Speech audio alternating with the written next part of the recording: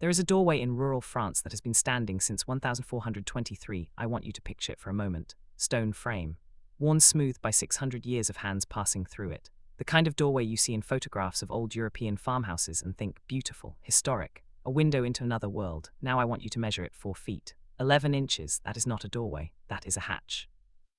A grown adult today cannot pass through it without bending almost in half. When historians first documented this building in 1971, they looked at that doorway and made an immediate assumption: this must be a storage shed, a root cellar, something for animals or tools or grain. They were wrong. It was a bedroom. Human beings slept in that room, made children in that room, woke up every morning and ducked through that doorway for 400 consecutive years. And the family that built it, the family that decided when they were laying the stones and cutting the frame, that 4 feet 11 inches was the right height for a door, was not short.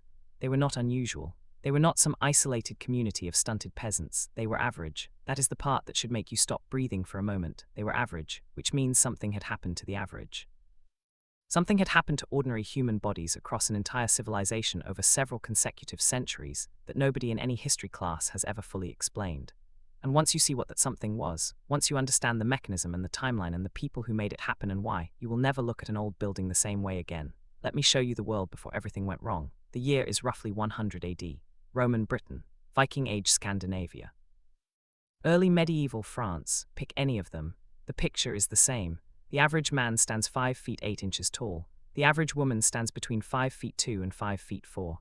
These are not small people. These are not the hunched, malnourished, barely surviving figures that populate every movie about the ancient world. If you took a Viking farmer, dressed him in modern jeans and a t-shirt, and put him on a street in London or Paris or Stockholm today, he would disappear into the crowd without a second glance. We know this with certainty, not from guesswork, not from paintings or written accounts that might be exaggerated or idealized, from bones. Bioarchaeologists, scientists who spend their careers measuring ancient human remains, have analyzed thousands of skeletons from burial sites across England, France, Germany, and Scandinavia. The numbers are consistent, the bones are dense, the growth plates closed at the right time, the teeth show the markers of adequate childhood nutrition. These were people whose bodies had received what they needed during the years when it mattered most. They were not rich, do not misunderstand me. These were farming families, subsistence communities, people who worked physically brutal lives and died younger than we do and faced dangers we cannot fully imagine, but they were fed. And when you are fed adequately in the first 3 years of your life, when your body receives the protein and calories it needs during the precise window when height is determined, you reach your full genetic potential. You grow to the size nature intended. The bones from this period show a civilization of people who were reaching that potential. Hold that image, because it is about to fall apart. Something went wrong. And it went wrong slowly enough that nobody living through it could see it happening. By 1400, the average Western European male had lost 3 inches of height. He now stood 5 feet 5. By 1600, he had lost another inch. By the late 18th century, the height of the Industrial Revolution, the period that economic historians celebrate as the dawn of modern prosperity, average male height in parts of England had fallen to 5 feet 3 inches, 500 years, 3 to 4 inches, gone from the bodies of ordinary working people across an entire civilization. But here is the detail that transforms this from a biological curiosity into something darker. It was not happening to everyone. The wealthy were not shrinking. The aristocracy was not losing height. The landowning classes, the people who sat in parliament, who owned the estates, who commissioned the portraits and wrote the letters and produced the historical record, were maintaining their stature or growing taller. The gap between the height of an English aristocrat and the height of an English labourer became so extreme by the 16th century that educated people were writing about it in their diaries and correspondence, assuming it was simply natural, that God had made the highborn tall and the lowborn small, that nobility expressed itself in the body, that you could see quality in a man's frame. They were not wrong that height tracked with class. They were catastrophically wrong about why. It was not blood. It was not breeding. It was not divine arrangement. It was food. Specifically one category of food, protein. And protein was something that was being systematically, legally, deliberately taken from the bodies of working children before they were old enough to know what was being taken. Before I tell you what was taken, I need to tell you something about how a human body actually works, because this is the mechanism that makes everything else make sense. Human height is not determined gradually across a lifetime. It is not the product of decades of eating well or poorly. It is determined, almost entirely, with very little room for reversal, in a window of approximately 3 years. The first 3 years of life, during this window, the body is building its skeletal framework at a rate it will never match again. The growth plates are open.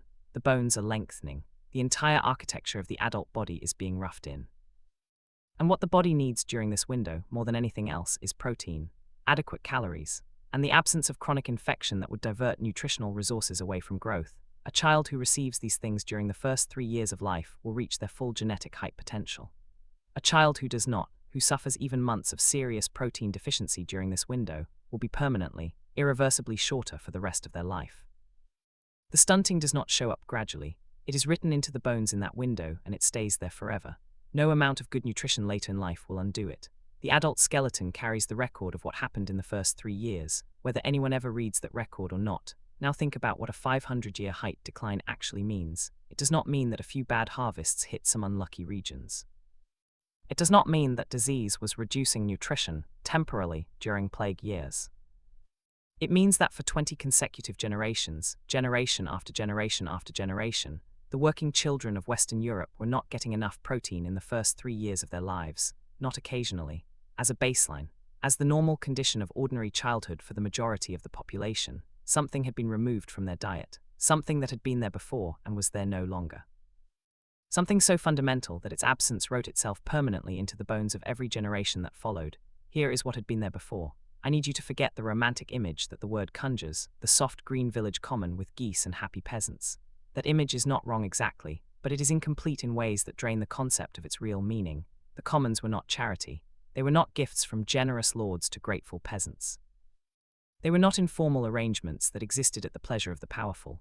The commons were property rights, hard, legal, specific, enforceable property rights attached to particular plots of land held by particular families, rights that had in many cases been held and inherited for generations before anyone thought to write them down, and that when they were written down, showed up in manor court records as binding legal entitlements.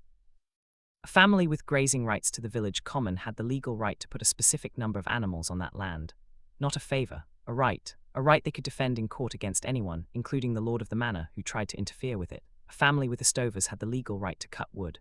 A family with piscary rights had the legal right to fish specific waters. These were not vague customary arrangements. They were property, as real and as defensible as the deed to a house. And in practical nutritional, physical terms, what they provided was protein, pigs rooting on the common, chickens scratching in the yard, a cow or two grazing on shared land, fish pulled from rivers that the family had the legal right to fish, game taken from forests where they had the legal right to hunt. A family with common rights was not wealthy. I want to be clear about that. They were subsistence farmers. Their lives were hard by any modern measure. But the skeletal record, the bones that do not lie, shows clearly that their children were adequately nourished. They were reaching their genetic height potential. They were building the dense bones and straight spines of people whose bodies had received what they needed. Then the commons were taken, and everything that followed, the shrinking bodies, the cramped doorways, the low ceilings, the 500-year collapse, everything followed from that single act of taking. I want to be precise here, because precision is what separates history from accusation. Enclosure was not a natural process. It did not happen because agriculture inevitably evolves toward private ownership. It did not happen because population growth made shared land unworkable. It did not happen because of the Black Death or climate change, or any of the other factors that history courses reach for when they need to explain the disappearance of the commons without assigning responsibility. Enclosure happened because Parliament made it happen, deliberately, repeatedly, over 2 centuries. In England alone, Parliament passed more than 4,000 individual enclosure acts between 1700 and 1900. Each one was specific, a particular parish, a particular set of fields, a particular community of families whose common rights were legally extinguished by a single piece of legislation.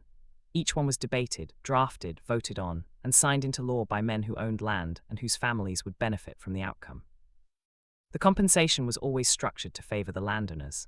Former commoners received either parcels too small to be economically viable or cash payments that were consumed within a generation. The legal mechanism was brilliantly designed to appear fair, while achieving a transfer of resources so complete that by 1850 common land in England had been reduced to approximately 3% of what it had been in 1500. 3%. 97% gone, legally, democratically, through the formal machinery of a parliament that represented, almost exclusively, the interests of the class that was doing the taking. France followed through the revolution, which abolished feudal rights but simultaneously accelerated the privatization of communally held land. Prussia followed through agricultural modernization, reforms framed in the language of progress and efficiency. Germany, Scandinavia, across Europe the pattern repeated itself through different political mechanisms toward the same structural outcome. Different politics, different rhetoric, different centuries, same result. The commons contracted. The pigs disappeared from the village green. The chickens became market goods sold for cash rather than protein eaten at home. The fish stayed in rivers that working families no longer had the legal right to approach. And in the first 3 years of life, in the invisible, unrecorded, unprotested critical window when the skeleton was being built, the children of those families were not getting enough protein. They grew up shorter than their parents. Their children grew up shorter still. And when they built their houses, they built them for the bodies they had. This is the part that I find most haunting. The buildings recorded everything. Not intentionally, not as a protest or a memorial or a deliberate act of documentation, simply because people build houses for the bodies they have, and as the bodies changed, the buildings changed with them. The doorways in English farmhouses built before 1400 are on average measurably taller than the doorways in farmhouses built between 1600 and 1800. The ceilings follow the same pattern, the staircases, the bed frames recovered from archaeological sites. Every built structure calibrated to the human body shifts downward across this period, in exact correspondence with the skeletal record. We look at these buildings today and describe them as charming, quaint, atmospheric. We photograph the low ceilings and the cramped rooms as evidence of a rustic simplicity that we have lost in our modern lives. We are photographing a crime scene. Every low doorway is a data point. Every ceiling that forces a modern adult to duck is a measurement of a child who did not get enough protein in 1650 or 1720 or 1780. A child who grew up to build that ceiling to the height that was natural to them, which was several inches shorter than it would have been if the land their family had once had the legal right to use had not been taken before they were born. The buildings are a graph, a 500-year graph rendered in limestone and oak and plaster, tracking with perfect precision the nutritional consequence of an economic transformation that the textbooks describe in terms of productivity and efficiency and the foundations of modern capitalism. The textbooks are not wrong about those things. Enclosure did increase agricultural productivity. It did lay foundations for industrial capitalism. These are real effects that really happened. But the buildings record a different set of effects. The ones that happened to the bodies of people who did not own the land and did not sit in parliament and did not write the history books. Their bones recorded it, their houses recorded it. We simply have not been reading the record correctly. The story does not end in the 18th century, with everyone permanently shorter and the commons gone forever. Heights began rising again in the late 19th century. Through the 20th century, the recovery accelerated. Today, the average Western European male stands approximately 5 feet 10 inches, almost precisely what the early medieval skeletal record showed before the collapse began. 600 years down, 100 years back, we have returned almost exactly to the starting point. The standard explanation says this happened because of rising wages, industrialization, the general improvement in living standards that modern economic history describes as the great achievement of the capitalist era. And wages did rise, and industrialization did create wealth. These things are true. But the specific mechanism that drove the height recovery was not wages alone. It was the restoration, through an entirely different political apparatus, of something that functioned like what had been lost. Public sanitation systems that reduced the chronic childhood infections that diverted nutrition away from growth. Public health infrastructure that extended basic medical care to families who had never had access to it.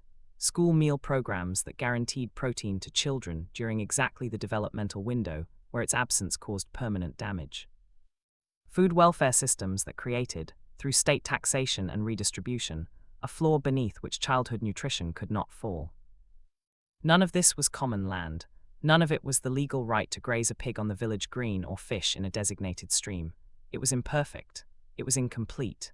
It was delivered through bureaucracy rather than through the organic, community-held, legally grounded system that enclosure had destroyed. But functionally, nutritionally, physiologically, in terms of what it did to the bones of children in the first 3 years of their lives, it replicated the essential thing that had been lost. The solution to the problem created by taking the commons was in the end a new kind of commons, not land held together by custom and law, but infrastructure held together by the state, the collective resource reconstituted in a different form. The bodies recovered, slowly, partially, imperfectly, but they recovered. The question that recovery raises, the question I cannot escape, is whether the 6 centuries of shrinking were inevitable at all, or whether they were entirely optional. A choice made by people with the power to make choices, at the expense of people who had no such power, in the full knowledge that the cost would be paid in the bodies of children who would never know what had been taken from them. I keep coming back to that doorway in Burgundy. 4 feet 11 inches, still standing, still exactly the height it was when the stones were laid in 1423. A tourist visiting that farmhouse today bends double to get through it and thinks, how strange, how funny, people were so small back then.